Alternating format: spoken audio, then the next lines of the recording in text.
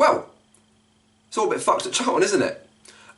Basically, so back in January, East Street Investments took over Charlton Athletic after ending a 6-year disastrous ownership under Roland Duchâtelet. The main people are His Excellency Tanu Nimmer, Matt Southall and Jonathan Heller. We'll be focusing on these two for this video.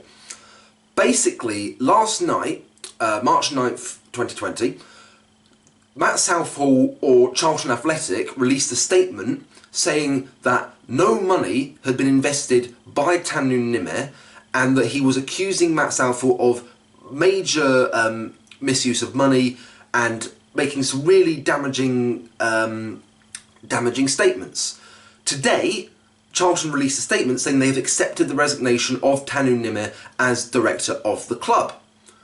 However, Tanu Nimmer claims that he has been investing into the club and that Matt Southall has been misusing the money for expensive Range Rovers, bitches, that's an actual quote, offering agents ridiculous sums of money and leasing really expensive flats. So basically, one side is lying, or both sides are lying, and so someone is not telling the full truth. Now, who do I think is that person? I honestly don't know, but if I had to put my money anywhere, I would say Matt Southall is the liar, because there is evidence backed up behind what Nimmer is saying. Matt Southall does now drive a very expensive Range Rover. It's very flashy. It looks utter shit. That's how you can tell how expensive it is, because it looks ridiculous. But on the other hand, it's all being reported by major outlets that Nimmer is gone. But it depends on if you believe Southall or not. Now, if it turns out that Southall is the liar, then what needs to happen is he needs to resign. Or what will happen, sorry, is that he will resign. That will mean that, according to this statement released by Tanu Nimmer, that means that capital will begin to flow back into the club. He will begin investing. He will appoint a new chairman. Claudia Florica, I think is the name I've seen. I might be getting that wrong. Or Claudica Florida, I'm not entirely sure.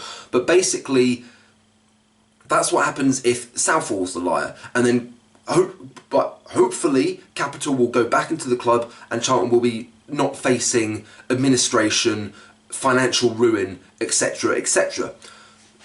If it turns out that Nimmer is the liar and this is just what he's like as a person, then the club could be unless the club can find proper investment quickly, the club will will more than likely go into administration, end up in financial ruin, etc., etc. So the basic story is that the main shareholder, Tanu Nimmer, and Matt Southall are arguing amongst each other, whilst at the centre of this is a club, a 115-year-old club with a massive fan base, dedicated, loyal, a fan base that filled out 38,000 seats at Wembley for the playoff final. They're putting all of that at risk. So whatever's going on between these two needs to end as quickly as possible. We need to find out who's lying and who isn't. The correct resignations need to be made. The correct investment needs to be found.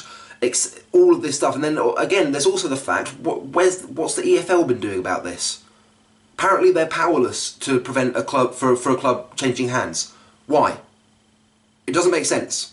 It doesn't make sense. I am a long-term Charlton fan. I've been supporting them since I was 6 years old. That's coming that'll be 18 years this year. And depending on who's lying or not, Charlton could be in serious trouble over the next few years. I mean, forget relegation. You're talking about administration. Throw the word liquidation there. Look what happened to Bury and Bolton over the summer. Obviously, Bolton still exists. Bury no longer exists. That could be Charlton, and I am worried. I'm really confused. I'm really confused as to what's going on. But yeah, there's so many things going on here. I hadn't even mentioned the fact there's apparently a transfer embargo on us that Matt Southall's never mentioned. So if the EFL come out and say that there is actually a transfer embargo on Charlton, that is again more evidence to back up Tanu Nimmer. But yeah, it's really tricky to see what happens. This is an ongoing situation. Hopefully once once we get further clarification, once the situation becomes clearer, I'll bring that to you. But for the moment, this beautiful club, this club I've supported for 18 years, is in serious trouble, and I seriously hope that whatever's going on is resolved as quickly as possible so we can stay up and fulfil the 3-year plan to get back to the Prem. That's all we can really hope for at the moment. There's not a lot more I can say about that.